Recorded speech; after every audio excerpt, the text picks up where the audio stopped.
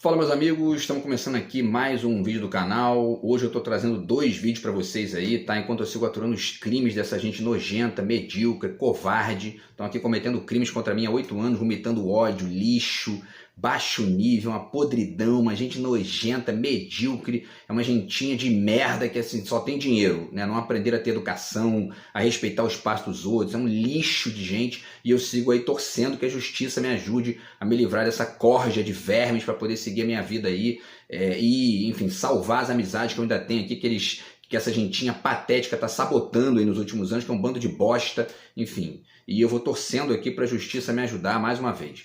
Enfim, hoje estou trazendo dois vídeos para vocês aqui. Ontem eu faria, né? Estou fazendo vídeo aqui todo dia, inclusive porque eu não estou conseguindo ver os amigos aqui, não estou conseguindo fazer nada por culpa da sabotagem, do baixo nível, da covardia dessa gente patética e asquerosa. E aí eu estou aqui, evidentemente, ocupando o tempo, fazendo um vídeo por dia. Meu objetivo era fazer aí vídeos de segunda a sexta, né? E, bom, enfim, mas eu não fiz ontem porque mais um lixo aqui produzido por essa gente nojenta.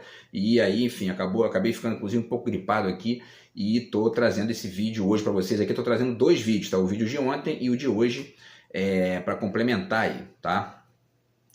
Então, nesse primeiro vídeo vamos falar sobre o discurso do Bolsonaro, tá? No 7 de setembro, né? Mais um monte de bobagem, um monte de bizarrice, porém é interessante porque destaca alguns elementos que a gente tem pensado aqui, refletido ao longo aí dessa experiência aqui do canal do YouTube, que certamente seria uma experiência muito melhor se eu não estivesse aturando a sabotagem dessa gentinha pequena, medíocre, patética, baixo nível, estão aqui destruindo, sabotando aqui até as possibilidades de diálogo, que é uma gente inacreditavelmente prepotente, medíocre, né? Enfim.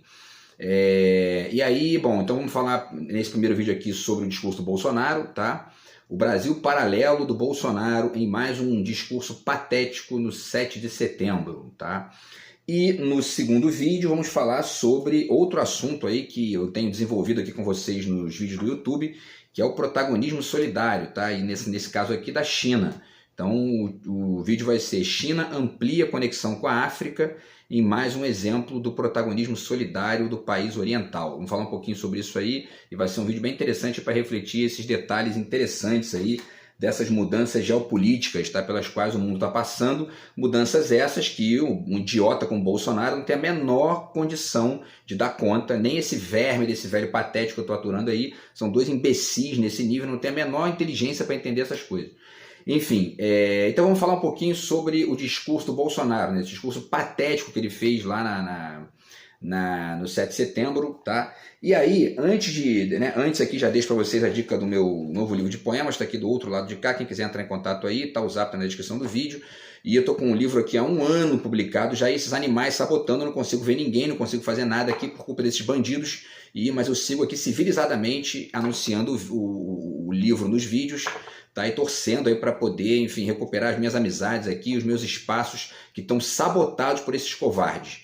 E o meu romance também está na editora, tá? E assim que sair eu anuncio para vocês aqui, se esse lixo não sabotar, eu também anuncio para vocês aqui nos vídeos do YouTube, tá? Muito bem, pessoal, então vamos falar aí sobre o discurso patético do Bolsonaro, né? O Leonardo Sakamoto publicou lá no Instagram o seguinte, né, que Bolsonaro reúne 45 mil pessoas na Avenida Paulista, 4 vezes menos do que em fevereiro, né? Então, quer dizer, em fevereiro, né, o Bolsonaro fez lá teve uma manifestação lá na Paulista, e ele colocou lá na Paulista 180 mil pessoas, né, cento e tantas mil pessoas. E dessa vez foram apenas 45 mil, e o Sakamoto diz aqui, né? O ato bolsonarista na Avenida Paulista, nesse 7 de setembro, reuniu 45.400 pessoas no horário de pico, tá? Que foi às 4 da tarde, de acordo com a tradicional contagem do monitor do debate político no meio digital da Universidade de São Paulo. Para efeito de comparação, ato semelhante, de 25 de fevereiro, também organizado pelo pastor Silas Malafaia, juntou 185 mil pessoas, segundo o levantamento do mesmo grupo. E vale dizer, inclusive, que, né, esse evento agora foi num feriado, né? Quer dizer, um feriado nacional e tal, e isso também denota aí uma queda bastante considerável, enfim, né, nessa multidão aí que vai perder tempo assistindo o Bolsonaro ali. Então, vamos falar um pouquinho sobre, né, as bobagens que ele disse, tá? Para a gente poder articular com reflexões que a gente tem feito aqui nos vídeos do canal, tá? E outras coisas mais, e também com outros detalhes, outras informações, que obviamente um monte de mentira o que ele falou, e para além disso, a alienação de praxe e tal. Mas ao mesmo tempo, aquilo também que eu tenho desenhado aqui como uma espécie de obra de arte aberta e escancarada da direita brasileira, que é o bolsonarismo, tá? Vamos tentar falar sobre isso. Então, o Bolsonaro começa o discurso dizendo, tem um link que eu vou deixar para vocês aí também, para tentar atualizar os anteriores. Ele começa, né, dizendo, meu Brasil verde e amarelo, boa tarde, né? Essa coisa do patriotismo, enfim, patriotismo pirata que eles não conseguem enxergar, que não existe, né? Mas existe um detalhe nesse patriotismo bolsonarista que eu estava pensando sobre isso ontem, para além do que eu já tenho dito aqui, dessa questão do simulacro, etc e tal. Deixo, inclusive, mais uma vez aqui, né, a dica do livro do Jean Baudrillard, que ajuda bastante aí a entender uma parcela significativa dessa farsa aí do patriotismo do Bolsonaro, tá? E dos bolsonaristas. Mas, enfim, existe uma outra forma de entender esse absurdo, que é pensando no seguinte, né?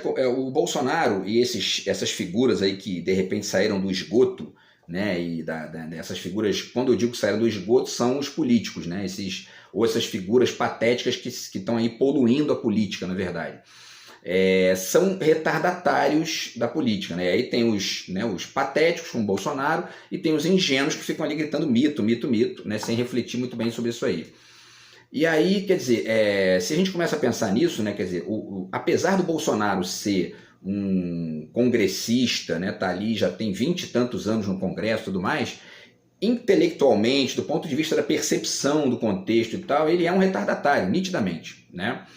E aí esse aspecto retardatário faz com que essa gente misture um patriotismo que o Nelson Rodrigues chamaria de granadeiro, né, que é aquele patriotismo, enfim, né, incisivo e até mesmo em alguma medida violento e tudo mais, com um neoliberalismo que é o contrário disso, ou seja, é uma subserviência escancarada, né, à política externa dos Estados Unidos para nós aqui, que o Bolsonaro vomita isso, verbaliza isso o tempo todo, né? Ele fez isso também. E aí, quer dizer, como que isso se explica, né? Como explicar um fenômeno estranho desse, né? É justamente porque esses conservadores, eles estão, chegaram, eles são retardatários, então eles chegaram nessa cena política, é aquela história do Romário, né, de, acabou de entrar no ônibus, já quer ir para a janela, eles já querem ir para a janela, só que aí eles colocam o nariz na janela e de repente bate um galho ali, ou acontece alguma coisa, porque não tem a experiência necessária para poder entender que, enfim, existem, enfim, né, várias outras nuances nesse jogo aí. E aí, além disso, eles ficam se colocando como patriotas, ao mesmo tempo em que defendem, enfim, né, propostas e práticas e atitudes totalmente desconectadas de qualquer patriotismo, né? Isso é tipicamente uma mistura do caráter retardatário com o caráter conservador. Né? O retardatário, então, ele é conservador. Por que eu estou dizendo isso? Porque a direita tradicional brasileira, aquela que hoje é neoliberal, que são os milionários do país, etc. e tal, essa gente não está nem aí para país, eles não têm nenhum patriotismo. O negócio deles é grana e só, mais nada. E o Bolsonaro, os bolsonaristas, etc. e tal, estão vinculados a essa galera de uma maneira ou de outra, mesmo que eles fiquem negando isso, né? Porque o Paulo Guedes é a cara da Faria Lima, é a cara do mercado financeiro, é a cara dos mega milionários do Brasil, né? Então, quer dizer, então existe essa confusão muito curiosa e ao mesmo tempo rica, né, no comportamento do Bolsonaro, porque é um sujeito, um idiota, né, que fica ali defendendo o patriotismo, entregando uma refinaria de petróleo bilionária para os árabes para metade do preço, enfim, né, e tudo isso que ele fez, né, no governo dele, tá? Vamos lá então, vamos continuar refletindo. Aí, né, o povo gritando mito, mito, mito, né, essa coisa engraçada aí. E ele diz, eu me elegi presidente em 2018 numa falha do sistema. Uma falha na Matrix, né, como se diz. Isso aqui é muito patético, é muito patético. Ele acha que ele se elegeu por conta de uma falha do sistema, né? E aí está aqui o Edgar Morin, né, o Introdução ao Pensamento Complexo, tá? E aí é o seguinte, duas coisas aqui para dizer sobre isso, né? Sobre essa bosta de... Eu já fiz vídeo aqui, vários vídeos falando sobre isso, mas é sempre bom acrescentar alguns elementos. Então, assim, primeiro, não existe sistema nenhum, né? Isso aí é uma viagem da cabeça do Bolsonaro, burrice mesmo, né? E, enfim, para além né, dessa coisa aí para além de uma leitura totalmente alienada que ele faz da realidade brasileira, né? Então não existe sistema nenhum. Agora, então, né, por que não existe sistema? Porque existem jogos de força na sociedade, né? Jogos de força dos trabalhadores, jogos de força dos milionários, jogos de força da igreja, jogos de força, enfim, né, da galera dos direitos humanos, jogos de força, enfim, né, de todos os grupos sociais que vão ali se confrontando, dialogando, estabelecendo acordos e conflitos e etc e tal. Agora, apesar de não existir sistema, existem forças que são mais fortes do que outras forças. E aí, muitas vezes, hegemonizam o discurso, as práticas, os projetos e até as ausências de projeto, né? É o caso do Paulo Guedes. Paulo Guedes é isso. Paulo Guedes é um porta-voz do mercado financeiro, dos megabilionários e tudo mais. Ele já disse isso, né? Eu não brigo com os ricos, quem manda no país são os ricos. Quer dizer, ele diz isso abertamente, né? Então, quer dizer, ou seja, né, essa visão do Bolsonaro de que o sistema se incomodou com a eleição dele, isso é uma estupidez assim, de jardim de infância, né? Mas enfim, né? Então ele diz, eu me elegi presidente em 2018, é uma falha do sistema, porque também, para além disso aí, como essa obra de arte escancarada, né, que é o bolsonarismo, eles são essa confusão que mistura o tradicional com o retardatário e com o neoliberalismo, eles acabam, por uma via ideológica esquisita, alocando a figura do sistema na esquerda, né? Que é o quê? Mas por quê? Porque eles se conectam com os neoliberais por uma via ideológica e enxergam, né, na esquerda a conexão deles com os neoliberais se dá a partir de uma negação da esquerda.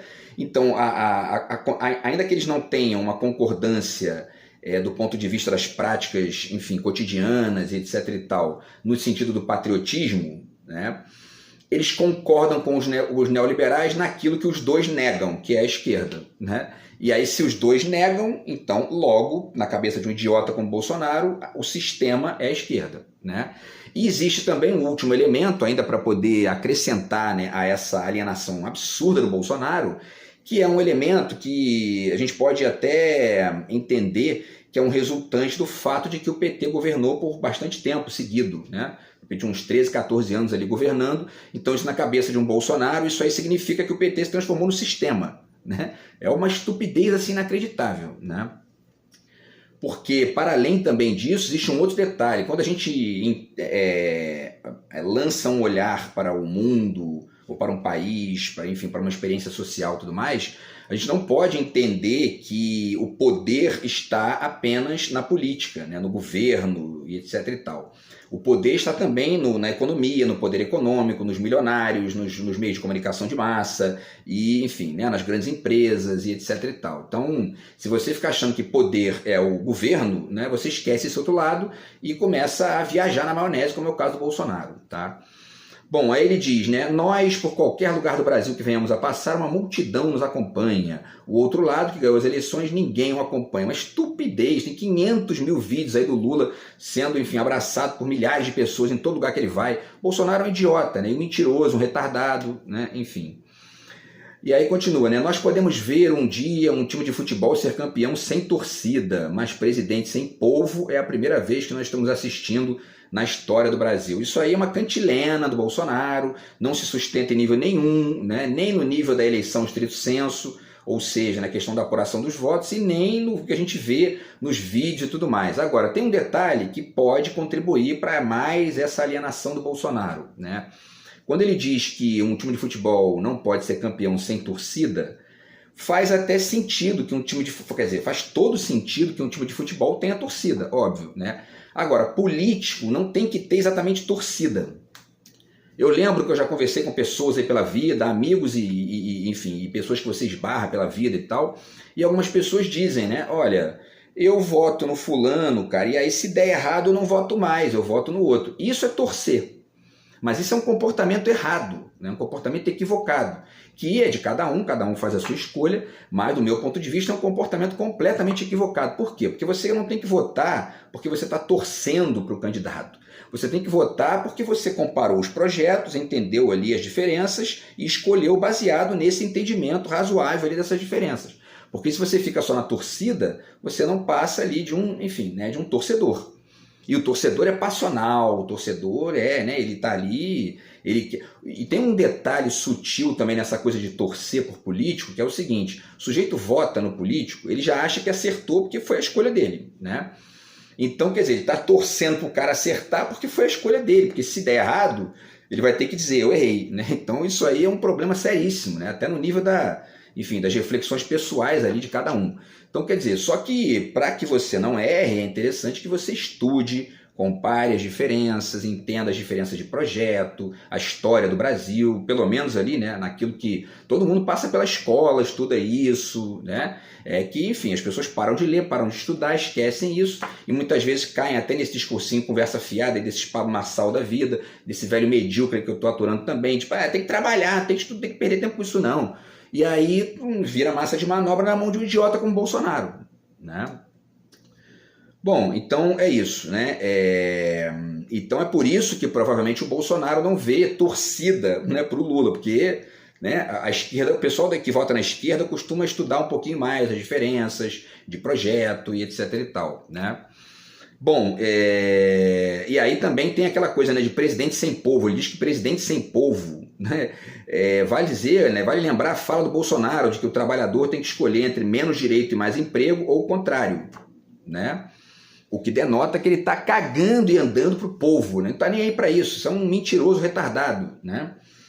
E bom, e aí para provar isso, basta pegar aqui uma pesquisa que foi feita agora, que não é a única forma de ver isso, mas ajuda a entender esses processos, né? A Gleisi Hoffmann publicou aqui, né, que Gleisi aponta o fracasso completo da reforma trabalhista de Temer. 7 anos depois da reforma trabalhista de Temer, 70% das pessoas que foram jogadas na informalidade desejam um emprego com carteira assinada, revela a pesquisa FGV, tá? Que é a Fundação Getúlio Vargas. Em 2017, lutamos, ela diz, fala sobre a esquerda, né? Lutamos contra o maior ataque neoliberal aos direitos dos trabalhadores, ocupamos a mesa do Senado, denunciamos o malabarismo intelectual da grande mídia que inventou a tese do trabalho intermitente, né? Não adiantou.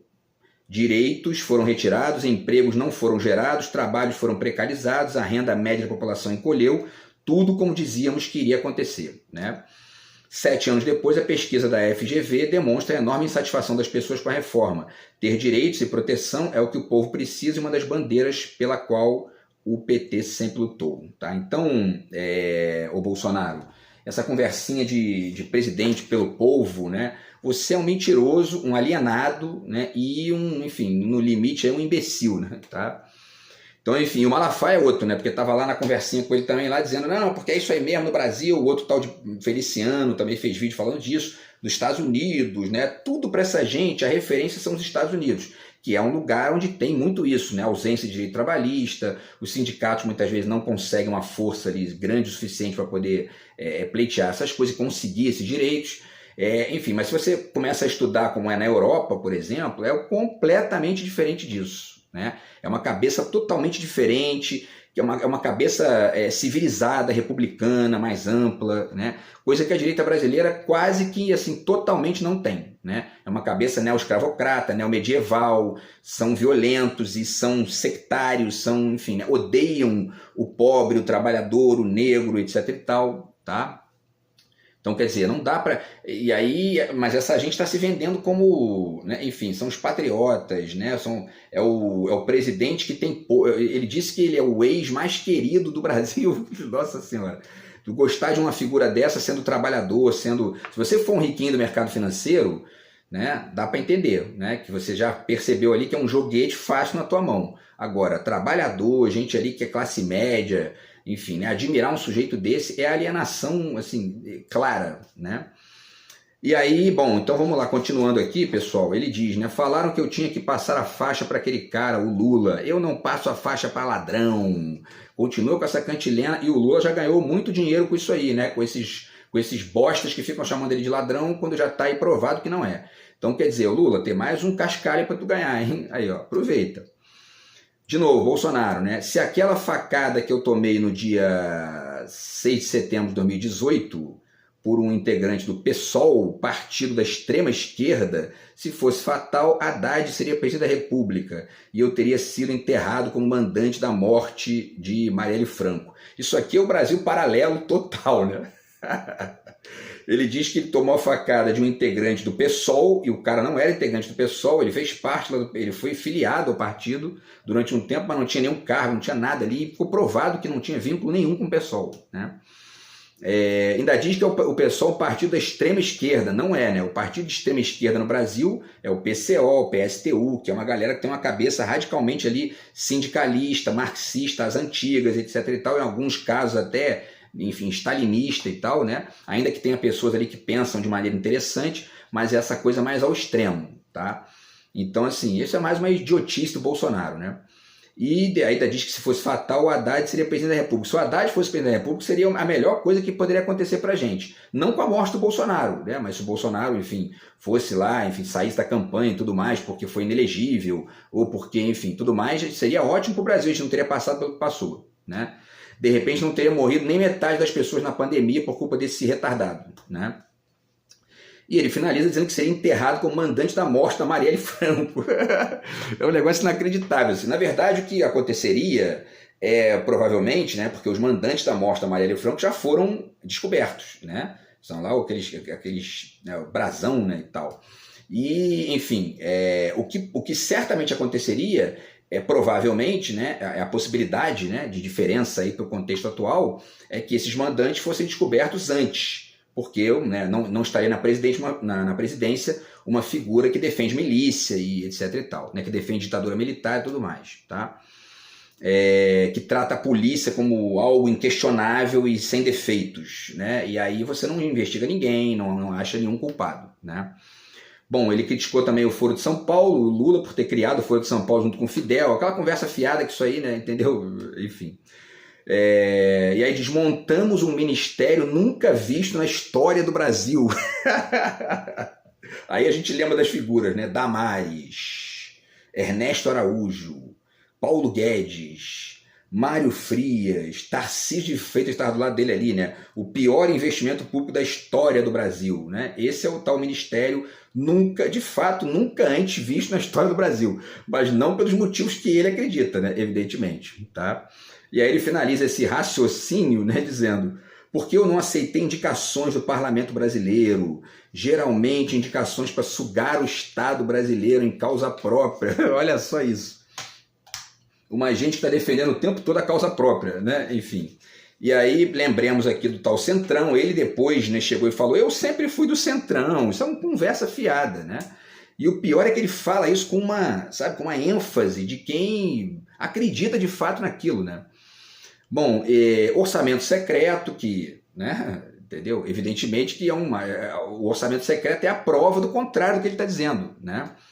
É sugar o Estado assim, até dizer chega. Essa coisa de emenda, de orçamento para emendas, de parlamentares e tal, chegou a níveis estratosféricos com o Bolsonaro, né? E além de tudo se transformou em algo secreto, quer dizer, né? Não tem transparência. Bolsonaro é um retardado, né?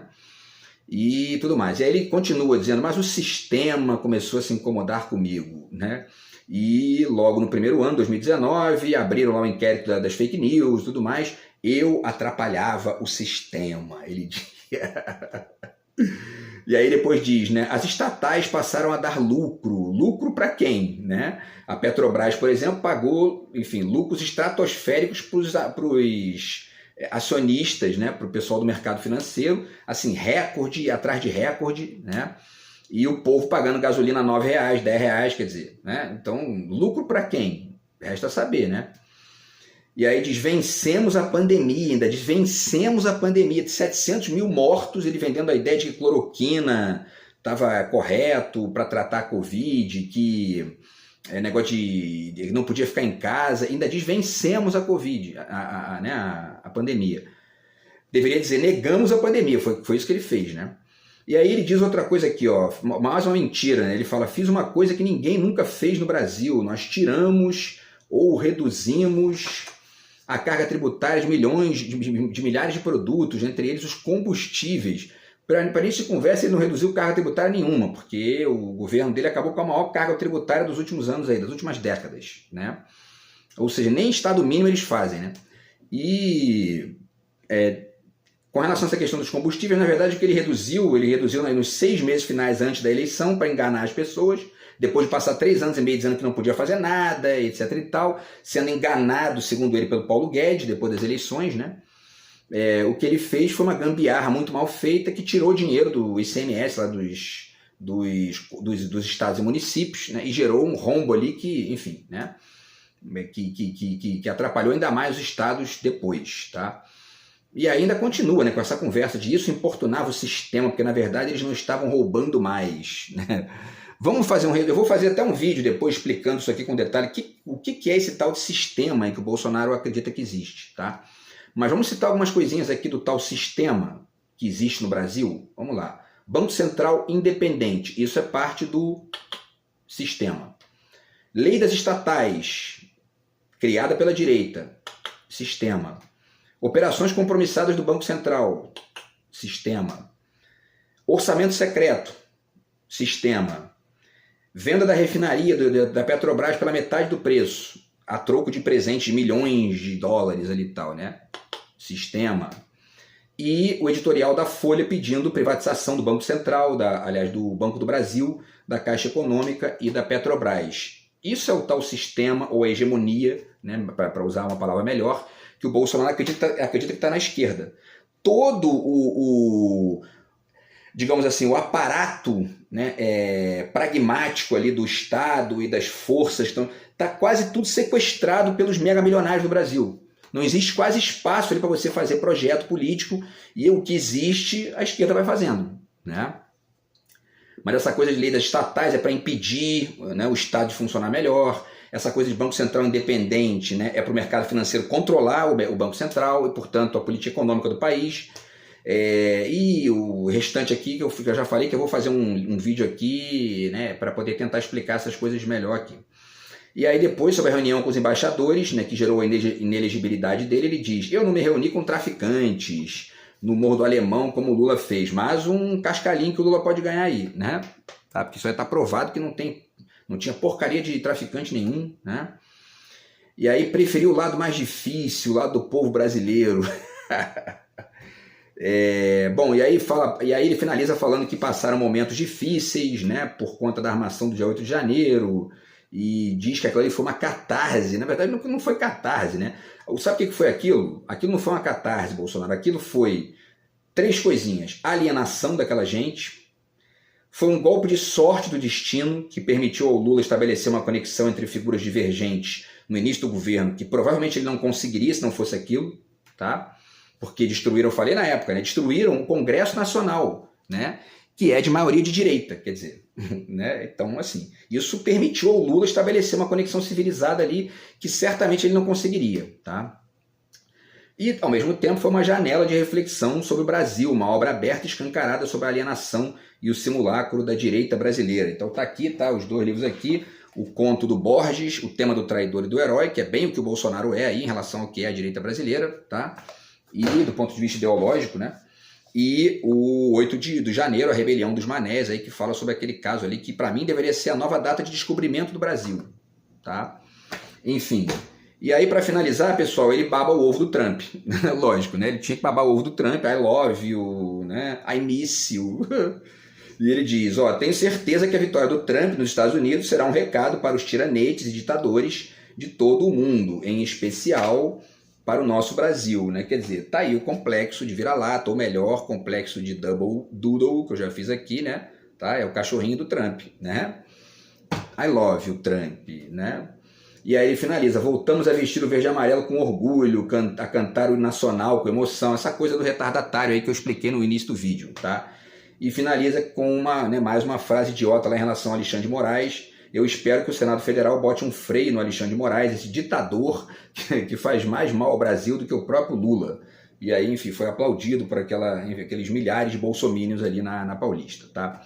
Então, enfim, mais um momento aqui de, ao mesmo tempo que a gente ri disso, a gente tem que refletir, porque isso é uma obra escancarada do que é uma parcela significativa do pensamento da direita brasileira, tá? Seja dos malandros, dos pilantras, que ganham muito dinheiro com isso, seja dos ingênuos que acreditam nisso sem refletir melhor, tá? Então é isso, pessoal, a gente se fala no próximo vídeo aí. Grande abraço, tamo junto. Fui.